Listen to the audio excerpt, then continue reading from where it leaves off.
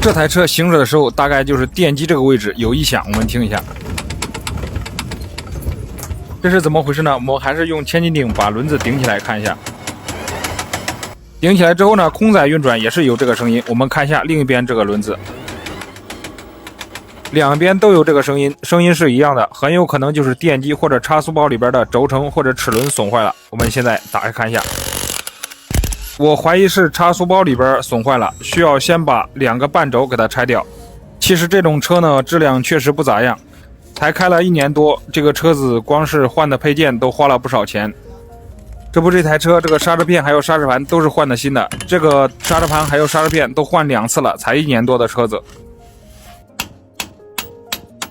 现在我们刹车盘拆掉之后，把这个半轴给它拆出来，半轴上有个卡簧，取出来之后，我们现在把半轴给它拉出来。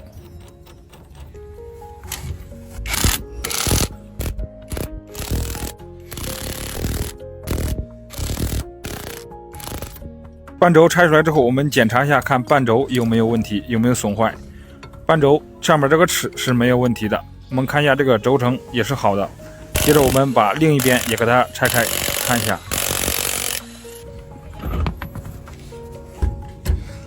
轮子拆掉之后，我们接着开始拆这个刹车泵。刹车泵上2颗螺丝，拆掉之后，这个刹车泵就可以拿掉了。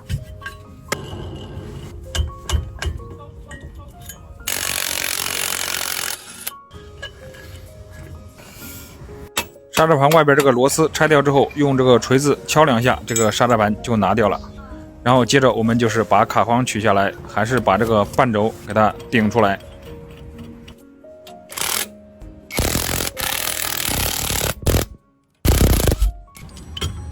现在这边的这个半轴也拆掉了，我们看一下，这边这个半轴也是没有问题的。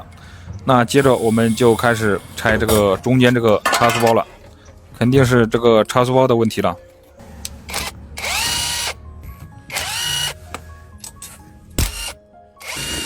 我们先把这个电机给它拆掉，看一下电机上的所有螺丝拆掉之后，我们看一下空载运转这个电机声音是正常的，没有问题。接着我们开始把这个差速包上的几颗螺丝给它拆掉。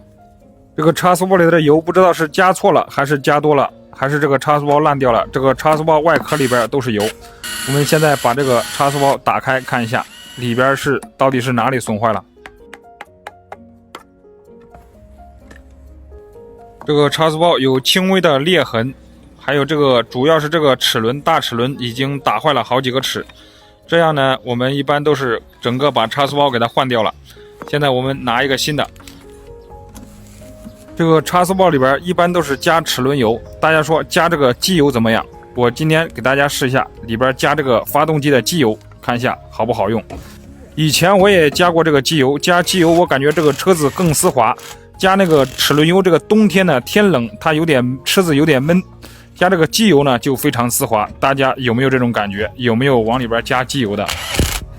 这个机油一般比这个齿轮油的粘度要低一点，所以它车子开起来也会比较省电。大家说是不是这种情况？好，现在我们差速包和电机都已经安装好了，现在我们这边这个半轴也装上去了。刹车盘装上之后，刹车泵我们固定上去，这个轮子装上去，我们这边呢就安装好了。好，这边已经安装完成，我们现在开始安装另一边。这边先把半轴给它装进去，装好之后把这个卡簧给它卡上，接着呢我们把这个刹车盘给它装上去，螺丝固定上，开始安装这个刹车泵。刹车泵上有2颗螺丝，拧紧之后，我们现在把轮子装上去，就安装完成了。